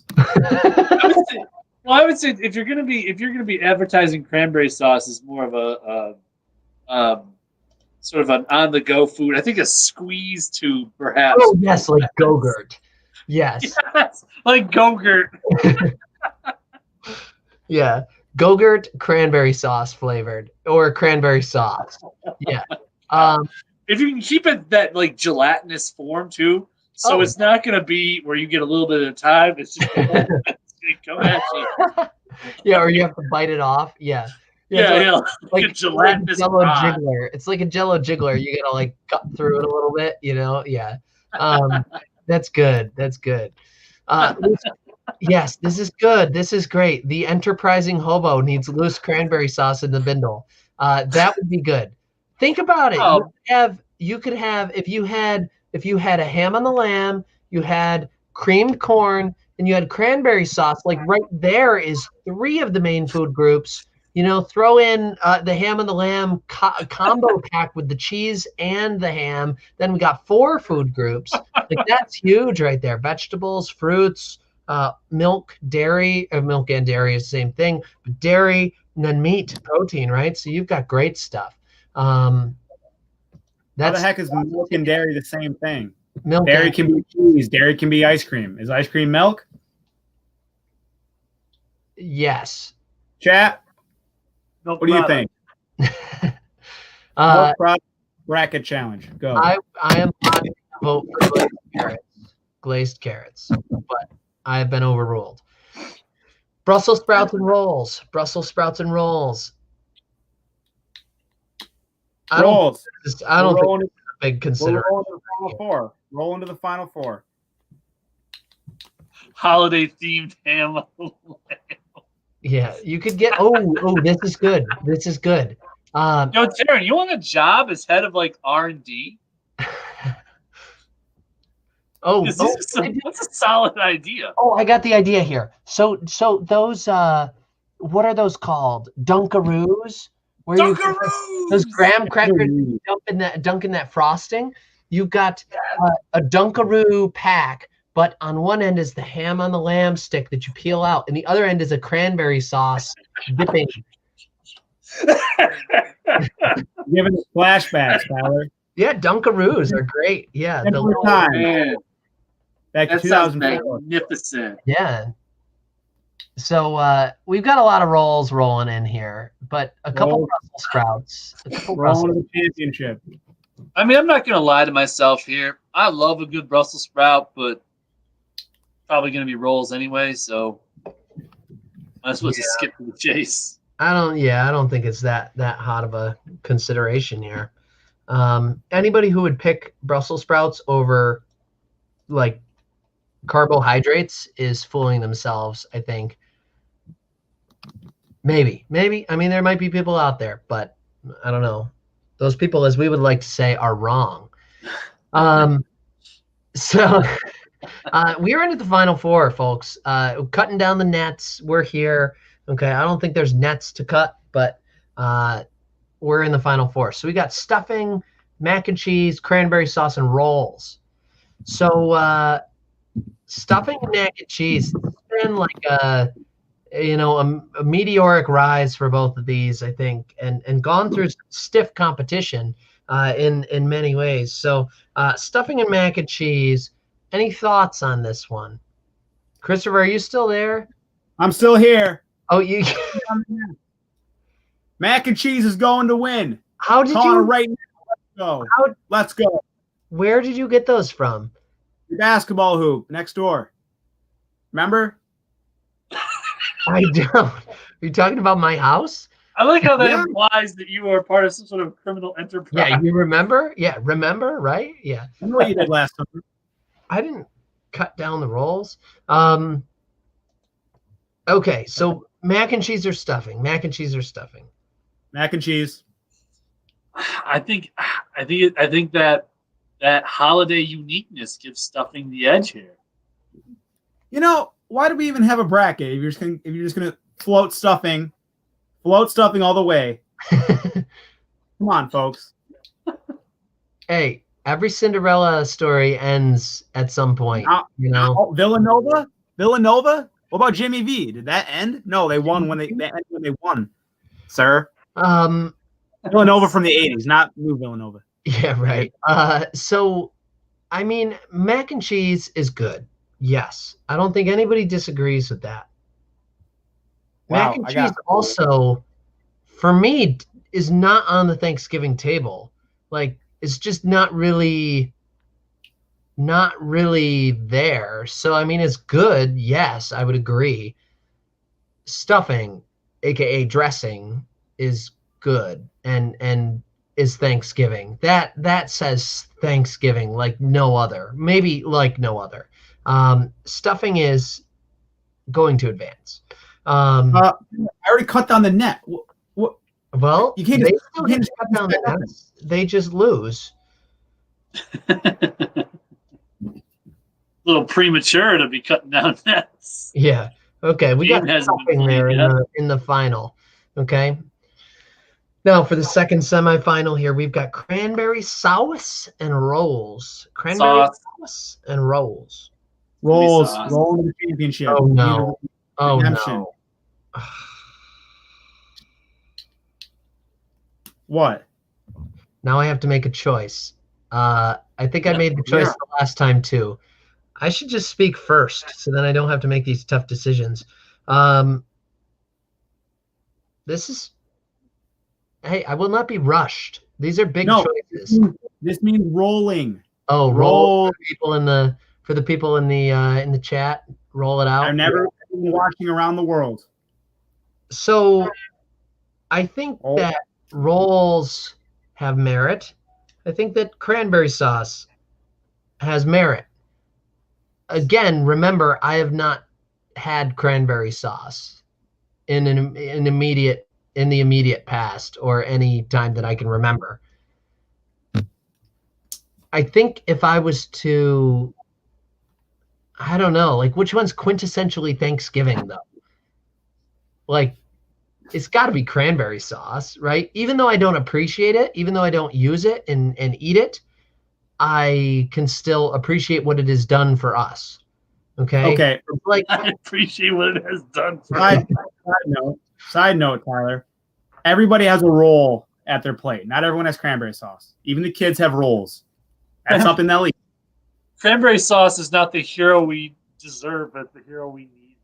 Do we really want two bread dishes in the finals? You were all about dissing bread, not 20 minutes ago. No, okay? I'm all for bread. I'm pro bread. I'm a fan of bread. However, I would say, like, what about diversity? What about variation? What about the need to uphold tradition? And those things come in the form of a can that you puncture the top of and cut off the top of and puncture the bottom of, and it slurps out and plops onto a plate. And of course, I'm talking about cranberry sauce. Tyler, you got the French Revolution going on here in the chat. Don't go against them. I know. Yes, there's a lot of rolls. I will not be strong-armed into voting one way or the other. I am a person, and I have speak for the people, not for yourself. So I'm a person with my own opinions, right? At least I like to think so. I also think that like, okay, you know, everybody out there's rolls. I just don't. I don't know. I want to say, yeah, I do know what I want to say. Even though I don't appreciate it myself, I think this is a sign of maturity, kids. I think that maturity is realizing that you might not know everything, and you've got to trust the people that came before you, and keep understanding why is cranberry sauce on that table. I You kind of like a baby boomer right now. Here's a fair point, Eli. Fair point. Do I think they had cans at the first Thanksgiving? No. Do I think they had cranberries then? Maybe. I don't know. I wasn't there. Do I think they had rolls? I don't know that either. Do I think they had stuffing? I don't know. Do I think that they had gravy? I don't know. Do I think that they had macaroni and cheese? Everything you know is a lie, kids, is basically what we're trying to say. Oh, I got an option here. Okay, so let me switch this up here. Do we see any rolls at the table here? Let me move out of the way. Any rolls? What is this? What are they handing out at this table? Let me go full screen here. What are they handing out? Is that turkey? Is that creamed corn? Is that wait. Sitting back here in this bowl, is there oh wait, I should have photoshopped a guy holding a cranberry sauce can. That would have been key. Yeah, that would have been really good. I should have done that, but alas, I did not have the foresight to do that. Miller, if you're really at that plantation with the Pilgrims, can you show me how to load a 15th century lock roll musket? I can't show guns on YouTube. Sure, I believe that. Yes, this is a kid's show. I'm going cranberry sauce. And I respect you for finally making that opinion. I'm glad you went out cranberry sauce. Into that. Just doing it, getting it out of the way, ripping the Band-Aid off.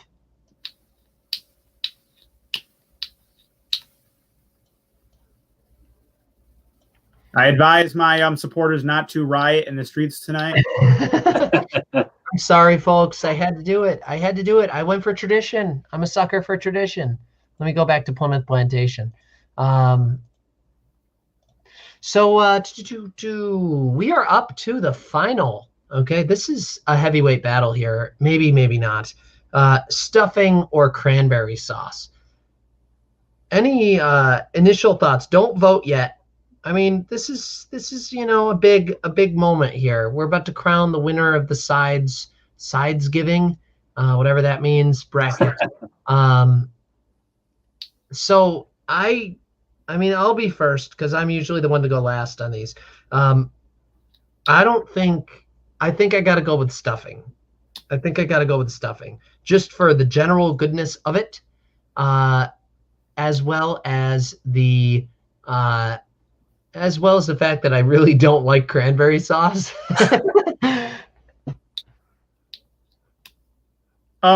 Side note, before we answer the ever so important question, I have a couple important questions for Mr. Vossler. Okay. So, you know what sand is, Mr. Vossler? On a beach? Yes. So, you think they call it, you know how sand's spelled S-A-N-D? Yes. Sand. Little particles of, minerals. Right. Do you think they call it sand because it's between the sea and the land? That would be very clever. That sounds like a very clever reasoning. Yes. I was thinking about this the other day. Also, if Cinderella's slipper fit perfectly at the end of the tail, why did it fall off when she was running from the ball? Probably her feet were sweaty.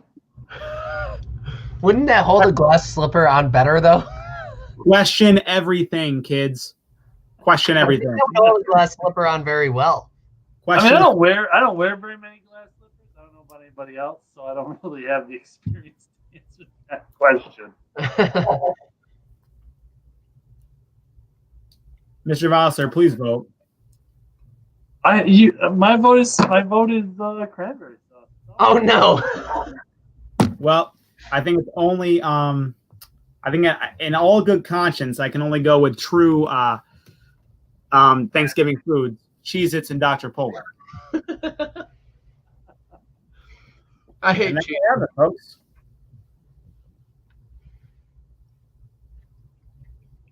It's cranberry sauce time. What did you say, Christopher? Cheez-Its and Dr. Polar. No, you need to make a choice. I just did. I didn't bring you in here to abstain on the final question. Funnier to me. It's funnier to me if I do. I shouldn't laugh at I that. removed him from the stream. This is what you get. Okay, you're back. Now make a choice. I haven't learned my lesson. I wasn't in timeout long enough to learn my lesson. Yeah. Okay, you know what? If it makes you happy, because that's all I care about making people, I'll go with cranberry sauce. What? Yep. What? Oh, whoa, hang on. Voting system. You only want me to vote if I vote for your person? Is that the way this world works? I'm just in shock right now. Yeah. That's how it is. It's the election of 1876 all over again. Rutherford B. Hayes forever, baby. I believe in that man. Not really, though. I feel like Samuel Tilden.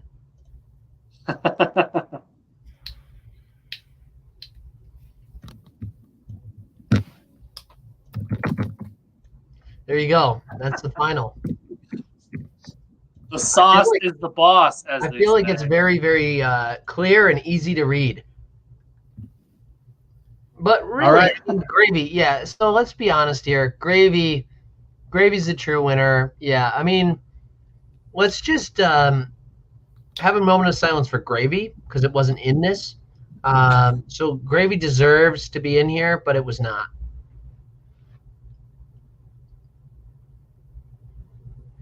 Okay. So NCAA Olympics. I promise I will try cranberry sauce on Thursday. I will. And I will text you and tell you what I think about it. Cranberry bog wins. Spiders forever. How many spiders do you think get in each can? I mean, I don't know. I feel like you'd see them in the gel. you ever see the amount of After they've been ground up. You ever see the amount of insect fragments that are in peanut butter? Look this up. Look how much insect fragments are in peanut butter. Like that are like mandatedly to be like are allowed in. What is that? UFD? What's the Food Administration? FDA.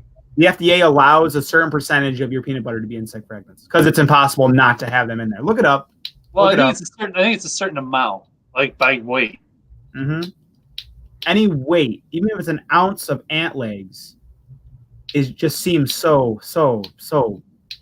Yeah, but they've all been roasted. You know, people eat dead bugs all the time.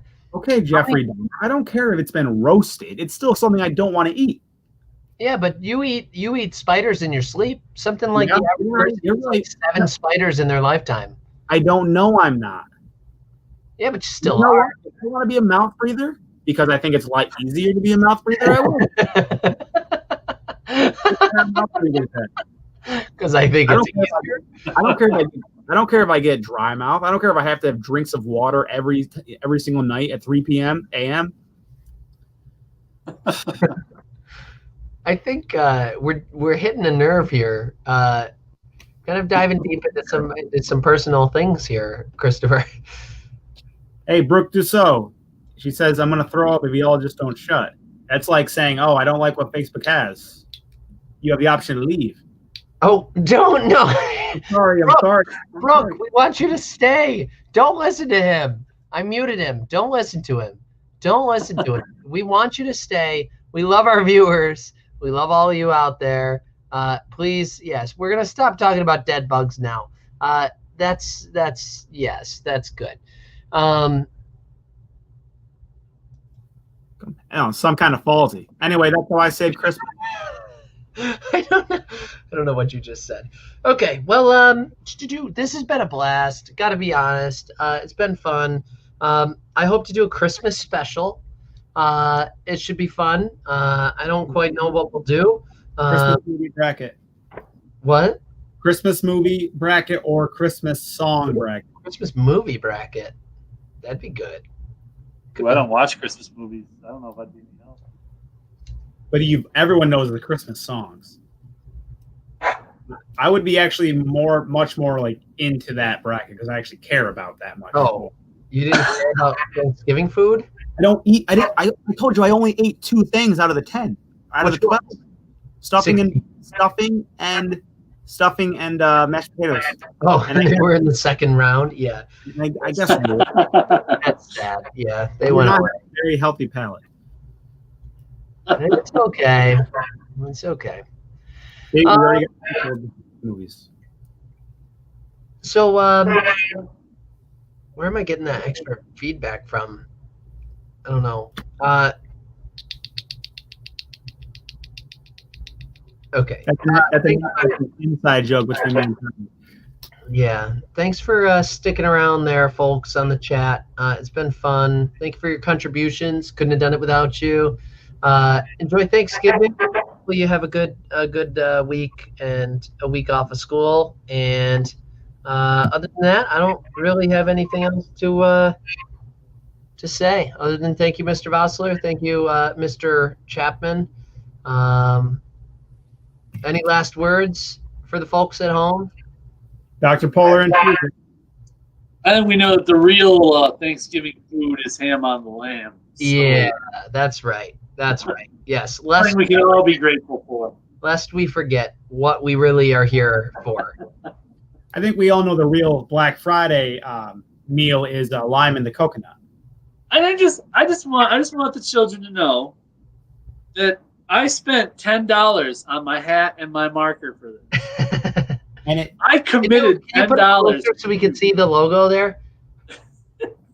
for a second there, I thought you were wearing a Bubba Gump shrimp You want hat. that one? Ham on the I lamb. like that a lot. And then And it what's says active lifestyle and performance meats. Nice. So, It's kind of faint. I thought you were wearing a Bubba Gump shrimp hat. more like no. Brooke to so, more like Brooke to no. Oh. Sir, I'm about to ruin this person's whole career. If there was a live audience at the TV right now, everybody would be like, "Oh, yeah." And then if this was Jerry Springer, you'd hear a ding ding. Yeah. So, Mr. Vossler, this is the last thing I'll say. I think that we need to develop some sort of branding where you have, we could partner with Heinz Ketchup, and you have one guy, Heinz Ketchup in one hand, just like you get the squeeze top, so you could do it like they do with the Gatorade, and they pass it around. And then they don't have, you don't spread germs, but you just go, and then ham on the lamb. Yeah, and that's great. This is so the ketchup. No, just the flip top. ketchup. Ham on the lamb. That's good. Yeah, and then your teeth are like ching, like sparkly. Yeah. Well, yeah. I mean, and I think the best thing to do would be have it set up with like a marathon running along. Someone holds out a cup of ketchup. Yeah, it's so good. Yes, most of the time they don't even drink that. They just kind of splash themselves with it. Just running with red all over. Just. Question for Eli: is this like goober for mayonnaise and ketchup for condiments instead of peanut butter and jelly? It's like the goober of condiments. That's good. I like that a lot. Oh! This is good. Baby bottle pop for ham on the lamb. They could do that with the cranberry sauce. That's really good. Yeah, baby bottle pop. Fantastic. I like these ideas. These are great ideas. Thanksgiving, everybody. I must leave you now. I have to enjoy my off-brand Dr. Polar and my very small box of Cheez-Its. Yeah, 4.5 ounces. Yeah. Please, eat and drink responsibly, folks. Not too fast. You might choke. Okay. Okay. Good advice for us all there. Yes, good advice for us all. Well, Mr. Vossler, it's been a blast. Thank you as always for being my not so surprise guest, but still special guest. A pleasure. A pleasure. Yeah. I will now probably retire my Thanksgiving hat. I looked up what this is called. It's called a cockle hat or a traveler's hat. And you may ask, I meant to mention this earlier as I know you were thinking about it. Is this cultural appropriation to wear a Thanksgiving pilgrim's hat, right? I argue that it is not, because 10% of all people in America are related to somebody that was on the Mayflower, including yours truly. I have like 5 relatives on the Mayflower, supposedly, from one of my uncles that said those things, or does those things, I guess. Yeah, I'm a pilgrim. Was one of them John Billington? No. William Bradford is one of them, who was the leader of Plymouth Colony. He's like my 13th great grandfather or something like that, like direct descendant, which is pretty cool. One of the other ones is Miles Standish, which is a fantastic name. Miles Standish, who was like what was he? He was like the military leader, wasn't he? Yeah, he was. Yeah. That's what I was thinking. So the military leader. So, yeah, and then there's 3 others that I don't know about, but I'm assured that they are there. So yeah, Miles Standish, William Bradford, and 3 others. So yes, this is not cultural appropriation. This is me living my heritage out. I'm still hoping for John Billington. So cherubs, in case you did not know, John Billington, who signed the Mayflower Compact and said, we will totally follow these rules, killed a dude and was put on trial under the laws of the Mayflower Compact. He signed. Fantastic. And they executed him. Nice. Well, not nice. If you're that's a fun trivia fact, children. There you go. Now you know. Fact. Okay, so since it is Eli Burke's bedtime, I think we need to call it quits. We have passed 2 hours, so I think we're done. Again, thank you, Mr. Vossler. Thank you to all the people watching and that watch this at some point. And we'll see everybody on the next one. Christmas time should be good. See you then. Bye, Mr. Vossler.